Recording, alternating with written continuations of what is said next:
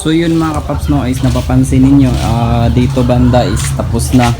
Bali di ko na lang sinali sa video ang ano mga kapaps, ang pag-lock. Kasi po is parehas lang naman din yun mga kapaps, na parehas lang. So dito din nalock ko na. So yan, napapansin niyo, yes, yan, nakalock na po siya. Yan. So ang hindi lang po nakalock is yung dito sa gilid, at saka dito, at saka yung dito banda. Pero ang pag-lock sa kabila is parehas lang din dito sa kabila. So yun mga kapaps. So ngayon is ipapakita ko sa inyo kung paano mag-lock. So ganito lang yan mga kapaps. So yun mga kapaps, to is papakita ko sa inyo is kung paano po ito i-lock. So ang gagawin nyo mga kapaps is gaganon nyo lang, i-bend nyo lang pa loob, tapos i-clip nyo yan ang ganun. Hindi po mahirap mga kapaps, madali lang po. Tapos i-ganon nyo lang, tapos paulit-ulit lang mga kapaps, no, hanggang dulo. Yan, ganun lang mga kapaps. Yan, ulitin nyo. Tapos pag once po may nagkakaroon ng space, i-ganon nyo para po malinis tignan.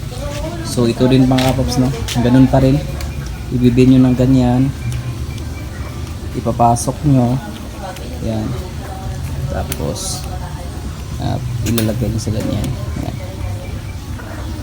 So yan, so ganun lang kadali mga kapaps. Yan, so ganun lang yan hanggang papunta doon, parehas dito sa kabila mga kapaps. Ganun lang yung ang pag-lock. So gagawin na natin, kaya tara. So yun mga kapaps, no, parehas lang yan sila mga kapaps. Yan, parehas lang yan, iganoon mo rin para mga kapaps.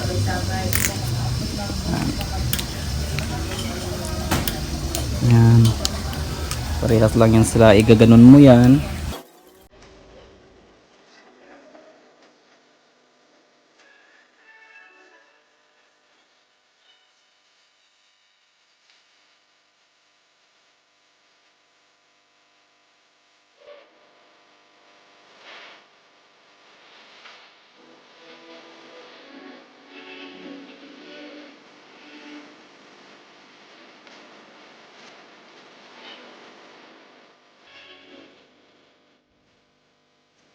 So yun mga kapaps, no, tapos na po, naano na po natin lahat yan dito.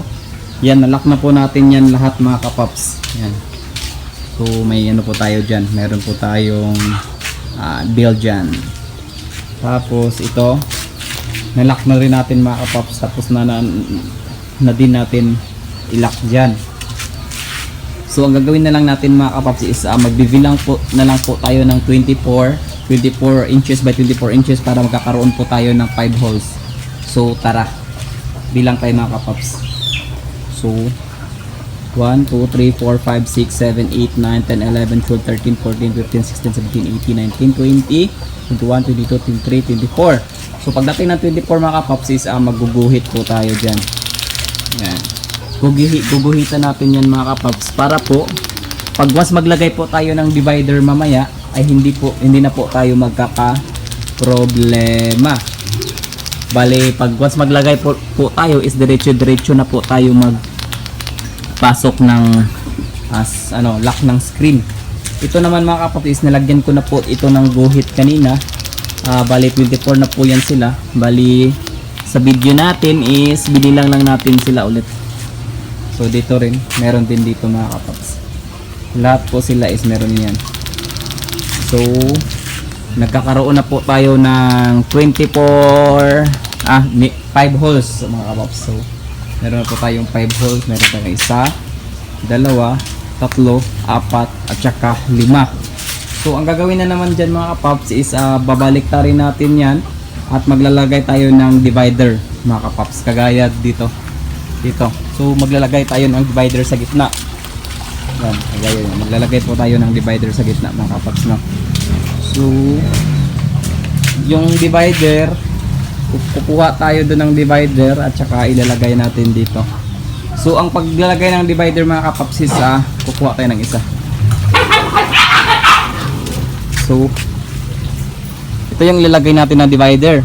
So yun nga ang sabi ko kanina sa unang vlog na natin is ang size nito is nasa ano po 16 by 23 inches. Bakit po 23 inches mga kapaps? Kasi po pag once i-ganon natin to mga kapaps, pag ilagay natin yan sila, automatic po magkakasya po yan. Hindi po yan hindi po yan magkulang. Kasi mga kapaps no, kasi pag 24 kasi yung i-ano natin, ipuputol natin or 24 inches is lalampas po siya mga kapaps. Kaya yung sinukat ko to mga kapaps, yan pupong yan dito mga kapaps. Oh, yan lagyan natin yan. Sinukat ko yan is nasa 23 lang talaga yung pang side natin. Kaya ang ginawa ko lahat is 23. Tapos ibabaw mga kapaps, meron siyang ganito. Yan, napapansin ninyo.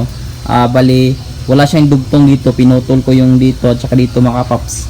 Ang purpose po naman din yan is para po hindi po mahirap maglagay ng divider sa itaas. Kasi pag once may ano siya dito mga kapaps, pag once mayroon siyang ganito, yung square or naka-L sa itaas, mahirap siyang ilagay dito sa itaas dito. Kaya ang ginagawa ko is tinatanggal ko talaga. Yan. Pinuputol ko yan. Lahat yan sila mga kapaps, nakaputol po yan. So ngayon is maglalagay na po tayo ng ano natin, divider. So babalik na rin lang natin ito mga kapaps.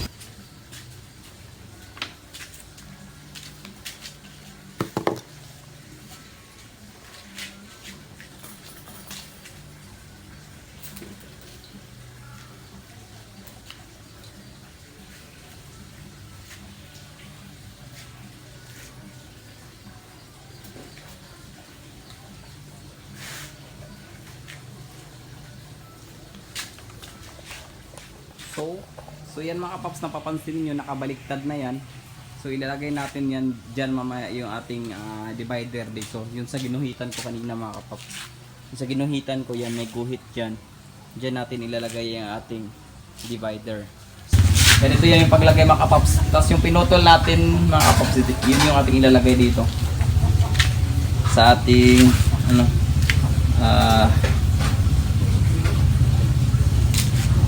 ganun lang yung paglagay mga kapaps, para po hindi po mahirap. Ay, baliktad dapat sa labas ko. Ganun lang yung kadali mga kapaps.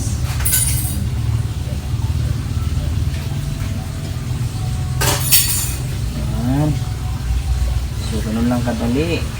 Ilalak natin yung isa dito mga kapaps. Tapos maglalak din tayo ng isa dito sa lalim. Tapos maglalak din tayo dito ng isa sa kabila. So yun mga kapaps no, nalagyan na natin siya ng divider. So yan, meron na po siyang divider at nalock na rin natin mga kapaps. Yan. Hindi ko na sinali sa vlog kasi mahaba na po masyado no. So yan. So, ang next gagawin na naman natin mga kapaps is maglalagay na naman tayo ng grass feeder dito sa gilid mga kapaps. Maglalagay tayo ng grass feeder kagaya nung dinilagay natin dito mga kapaps. So, yan. Kagaya nito na grass feeder. Ito yung gagamitin natin at doon natin siya ilalagay. So, babalik ta rin na naman to. At maglalagay na naman tayo ng grass feeder. So, gagawin na natin mga kapaps. So, yun mga kapaps no, babalik na rin natin to. Kasi maglalagay po tayo ng grass feeder. Marty. So, baliktara na. Bawa ka kais Marty, sa manim sabon sa mo, buktain.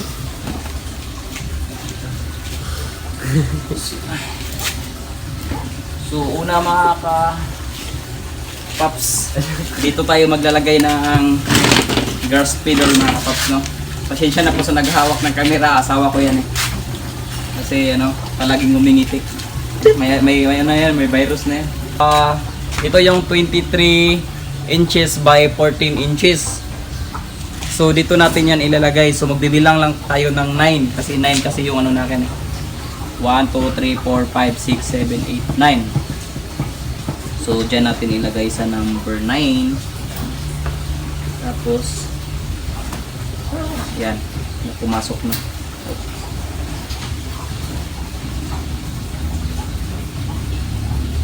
Pagpasok niyan, ay nag-drip kang ito. Ay, pliers ito yung yellow. So, pagpasok niyan mga kapaps, ilalak lang natin to. So, yan, okay sa gitna para mas pantay. So, ilalak lang natin yan mga kapaps, no? Yan. Dito din. Kukunan din natin dito.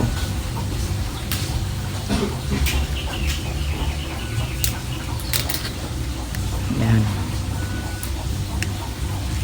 So, dito din sa kabila mga kapaps. So, lahat yan mga kapaps is ganito lang yung formahan niya. Yan. Tapos, ilalagay na naman natin to dito.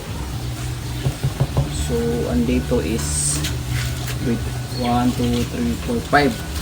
So, 5. 1, 2, 3, 4, 5. So, dito siya. Tama siya mga kapaps. So, ilalagay natin siya sa number 5.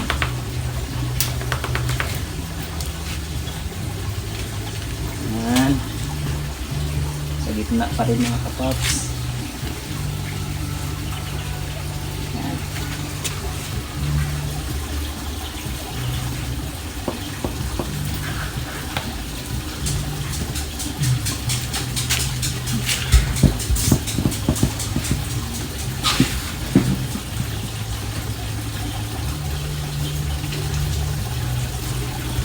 So yun mga kapaps, no, nalagay ko na.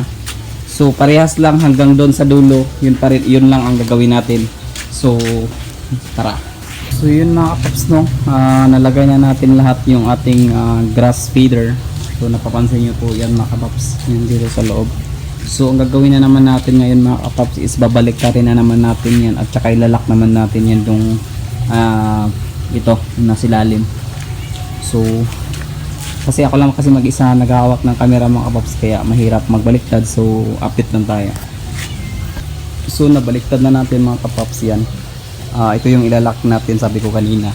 Tapos after natin malak yan mga kapaps, bubutasan na naman natin to para po dito ilagay yung ating grass. Ang forma nito mga kapaps pag matapos to is ganito. Ganito yung forma niya pag matapos. Yan. Yung ganitong formahan pag matapos. So yan yung gagawin natin dito mga kapaps. So update na lang tayo mamaya pagkatapos. Kaya tara. So yun mga kapaps, natapos na natin silang ilak, or natapos na po natin ilak yung ating para sa grass feeder. So ang gagawin na lang natin mga kapaps is magguguhit po tayo para sa butas po ng ating grass feeder, kasi dito is wala pa po itong butas, no. So ang gagawin natin is guguhitan po natin ng pentel pen para po pag mas mag-cutting po tayo is hindi po tayo malilituhan. Yung ganun lang yung mga kapaps. So maglalagay po tayo ng markings. So mag-iwan po tayo ng pagwa 1 inch mga kapaps para po hindi masyadong pangit tignan. So ano na ang pag-marking mga kapaps. Yan, ma-markingans natin yan. Yan, bago natin puputulin ang ating mga kapaps, bago natin puputulin yan, lalagyan natin yan ng markings. Lahat yan mga kapaps, no, lalagyan po natin yung markings yan lahat. Yan. So pagkatapos natin lagyan ng markings yan lahat papunta doon mga kapaps, is ikakat na natin yan. So kagaya nito. So example, nalagyan na natin ng markings lahat. So ikakat na natin to mga kapaps, kasi may markings na, ikakat na natin to. So yan yung pagkakat mga kapaps. Puputulin natin yan. Yan.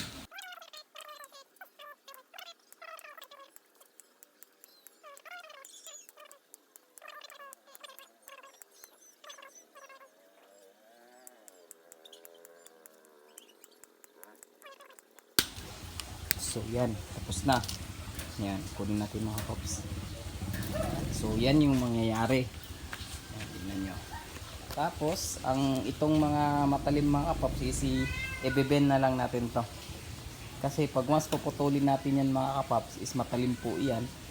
May tendency pa masugatan yan. Pag once i-bend mo lang ito, yan, pag once naka-bend lang, ay hindi po matalim dito. Kaya, kung puputulin mo to, matalim siya. Kaya hindi mo na puputulin. Ganun mo na lang. Hanggang dulo na yan mga kapaps. So, update tayo mamaya pagkatapos nating mabutasan lahat. So, tara! So, yun mga kapaps. Tapos na. Yan, nalagyan na natin ng grass feeder. Ayan. Tapos na ang ating grass feeder mga kapaps niya. Tapos yun yung isa din. So, ang lalagyan na lang natin is yung mga pintuan nila. Pero, hindi ko na lang isasama sa vlog natin mga paps kasi sobrang haba na po. At hanggang dito na lang at maraming salamat. Bye bye!